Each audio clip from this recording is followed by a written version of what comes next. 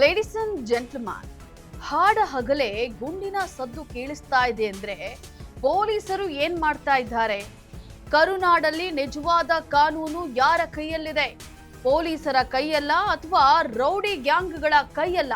ಕೇವಲ 5 ಎಕರೆ ಜಮೀನಿಗಾಗಿ ಸುಪಾರಿ. ಯಾರು ಆ ವ್ಯಕ್ತಿ?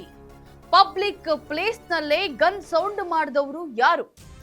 ಏನಿದು ಅಂತೀರಾ? ಎಸ್, ಇದರ ಒಂದು ಕಂಪ್ಲೀಟ್ ಡೀಟೇಲ್ಸ್ ಇಲ್ಲಿದೆ.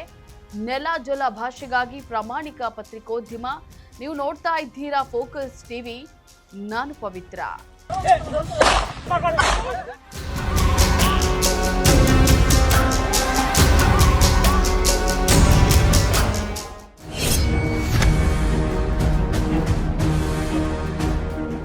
ಧಾರವಾಡದ ಹೊರವಲಯದಲ್ಲಿ ಕಂಟ್ರಿ ಪಿಸ್ತೂಲ್ ಸದ್ದು ಮಾಡಿದ್ದು ಇಡೀ ಜಿಲ್ಲೆಯನ್ನ ಬೆಚ್ಚಿ ಬೀಳಿಸಿದೆ. ಜಮೀನು ವಿವಾದದ ಹಿನ್ನೆಲೆಯಲ್ಲಿ ದುಷ್ಕರ್ಮಿಗಳ ತಂಡವೊಂದು ಯುವಕನೊಬ್ಬನ ಕಾಲಿಗೆ ಗುಂಡು ಹಾರಿಸಿ ಪರಾರಿಯಾದ ಭೀಕರ ಘಟನೆ ಧಾರವಾಡ ಹೊರವಲಯದ ಪ್ರತಿಷ್ಠಿತ IIIT ಸಂಸ್ಥೆಯ ಸಮೀಪ ನಡೆದಿದೆ. ಹೊಲ ಮನೆ ಕೆಲಸ ಮಾಡಿಕೊಂಡಿದ್ದಂಥ ವಿಠಲ್ ವಾಲಿಕಾರ ಅನ್ನುವಂಥ ಯುವಕನೇ ಈ ಗುಂಡಿನ ದಾಳಿಗೆ ಒಳಗಾದವನು. ಸದ್ಯ ತೀವ್ರ ರಕ್ತಸ್ರಾವದಿಂದ ಬಳಲ್ತಾ ಇದ್ದಂತಹ ಆತನನ್ನ ತಕ್ಷಣವೇ ಚಿಕಿತ್ಸೆಗಾಗಿ ಆಸ್ಪತ್ರೆಗೆ ದಾಖಲಿಸಲಾಗಿದೆ.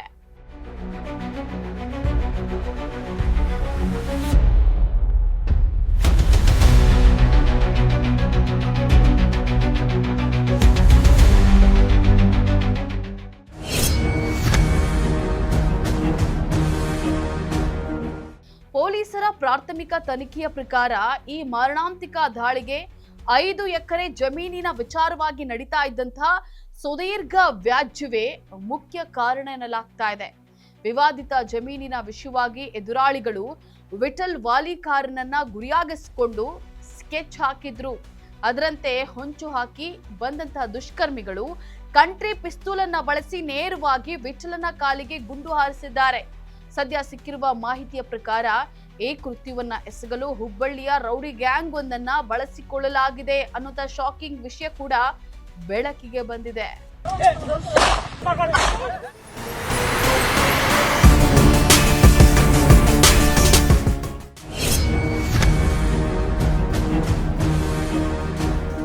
ಜಮೀನು ಜಗಳಕ್ಕೆ ಹುಬ್ಬಳ್ಳಿ ಗ್ಯಾಂಗ್ ಕಂಟ್ರಿ ಪಿಸ್ತೂಲನ್ನ ಬಳಸಿ ಶೂಟೌಟ್ ನಡೆಸಿರೋದು ಇಡೀ ಧಾರವಾಡವನ್ನೇ ನಡುಗಿಸಿದೆ.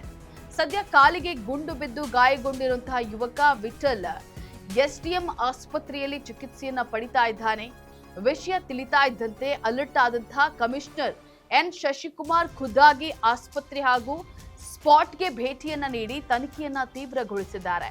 ವಿದ್ಯಾಗಿರಿ ಠಾಣೆ ವ್ಯಾಪ್ತಿಯಲ್ಲಿ ನಡೆದಿರುವಂತಹ ಈ ಗ್ಯಾಂಗ್ ಸ್ಟೈಲ್ ಅಟ್ಯಾಕ್ ಸಾರ್ವಜನಿಕರಲ್ಲಿ ತೀವ್ರ ಆತಂಕವನ್ನ ಸೃಷ್ಟಿ ಮಾಡಿದೆ.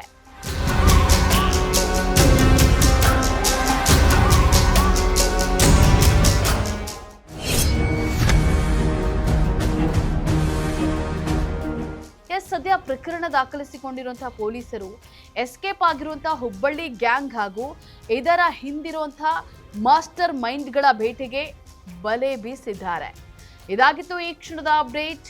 ನೆಲ ಜಲ ಭಾಷೆಗಾಗಿ ನೋಡ್ತಾ ಇರಿ ಫೋಕಸ್ ಟಿವಿ.